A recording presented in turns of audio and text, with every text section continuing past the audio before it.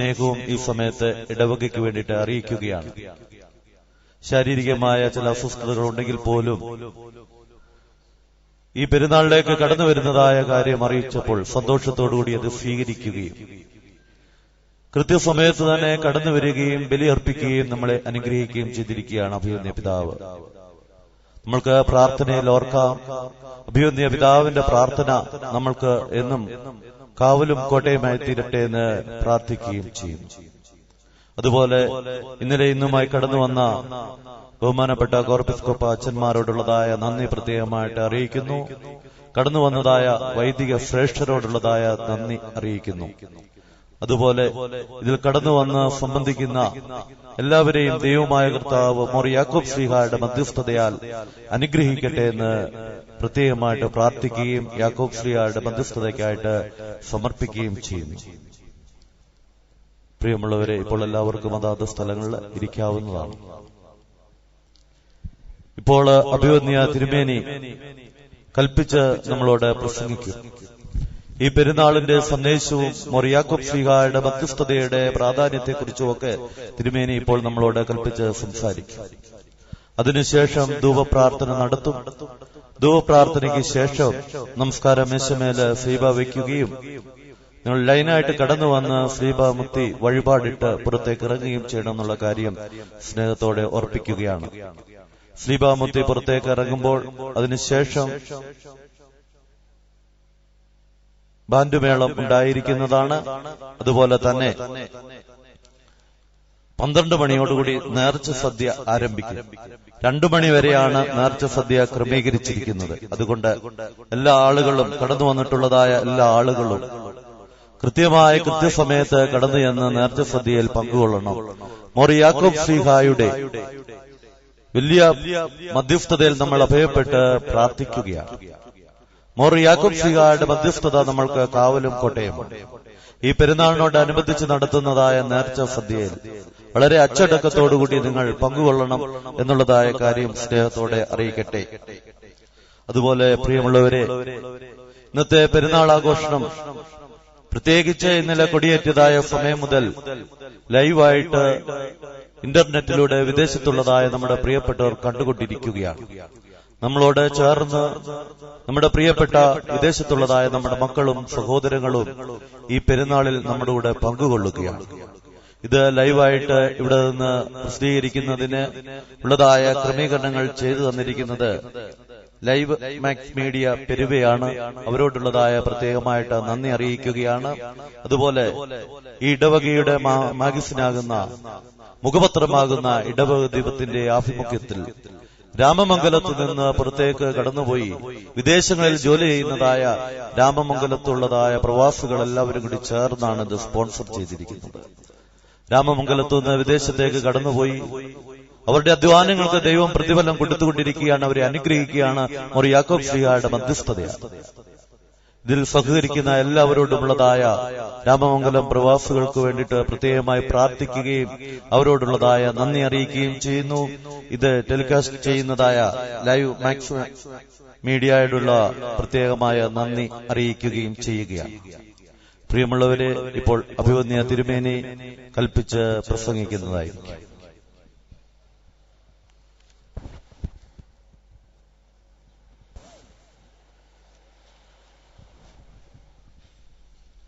മറ്റ് 1-2 കാര്യങ്ങൾ കൂടി അറിയിക്കുവാനുള്ളത് അറിയിക്കുകയാണ്.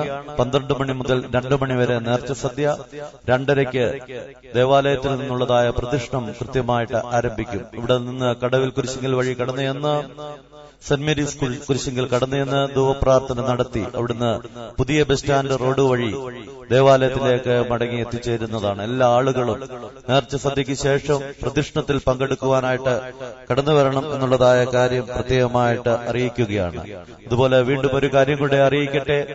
അഭിവന്യ തിരുമേനി പെരുന്നാളിന്റേതായ സന്ദേശം നൽകിയാൽ ഉടൻ തന്നെ നമ്മുടെ സ്കൂളിന്റെ ബിൽഡിംഗ് ഫണ്ടിന്റെ ഉദ്ഘാടനം നിർവഹിക്കുകയാണ്. 1 ലക്ഷം രൂപ സ്പോൺസർ ചെയ്യുന്നതായ വ്യക്തികൾക്ക് തങ്ങളുടെ മാതാപിതാക്കളുടെ പേരിലോ പ്രിയപ്പെട്ടവരുടെ പേരിലോ മെമ്മോറിയലായിട്ട് 1 ലക്ഷം രൂപ സ്പോൺസർ ചെയ്തുകൊണ്ട് നമ്മുടെ സ്കൂളിന്റെ ബിൽഡിംഗ് ഫണ്ടിന്റേതായ ഫണ്ടിന്റെ ഉദ്ഘാടനം ഇന്ന് ആ തുക സ്വീകരിച്ചുകൊണ്ട് അഭിവന്യ തിരുമേനി നിർവഹിക്കുകയാണ്. ആ ഒരു സന്തോഷകരമായ സുദിനം കൂടിയാണ് ഇന്ന്. സ്കൂളിനെ ഓർത്ത് എല്ലാവരും പ്രാർത്ഥിക്കണം എന്നുള്ളതായ കാര്യം പ്രത്യേകമായിട്ട് ഓർപ്പിക്കട്ടെ. പേരുകൾ വിളിക്കുന്നതായ സമയത്ത് മുൻപോട്ട് കടന്നുവന്ന് അതിന്റെ തുക നൽകണം എന്നുള്ളതായ കാര്യവും അറിയിക്കുകയാണ്.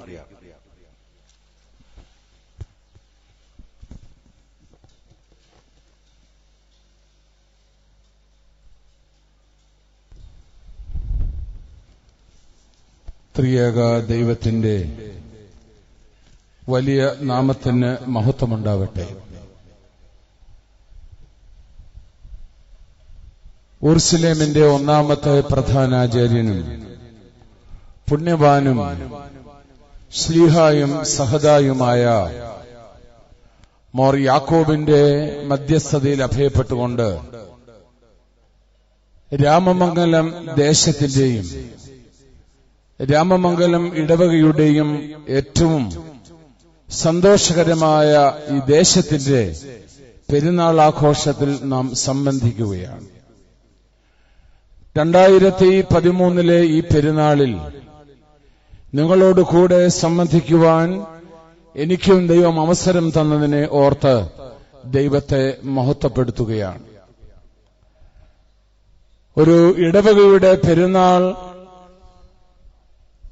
അതൊരു ദേശത്തിന്റെ പെരുന്നാളായി മാറുന്ന സ്ഥലങ്ങൾ വളരെയേറെ പരിമിതങ്ങളാണ്. എന്നാൽ രാമമംഗലം ഇടവകയെ സംബന്ധിച്ചിടത്തോളം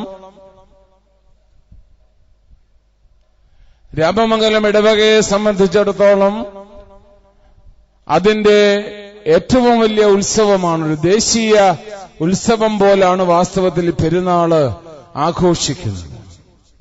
ഇതിന് ക്നാനായ ഇടവകയെന്നോ യാക്കോബായ ഇടവകയെന്നോ ഇതിന് ക്രൈസ്തവരെന്നോ അക്രൈസ്തവരെന്നോ വ്യത്യാസമില്ലാതെ ഈ ദേശത്തുള്ളതായ നാനാജാതി മതസ്ഥർ ഒരുമിച്ച് ഈ പെരുന്നാൾ ആഘോഷിക്കുമ്പോൾ ഏറ്റവും അനുഗ്രഹകരമായ ഒരനുഭവമാണ് ഈ ദേശത്തിന് ലഭിക്കുന്നത്.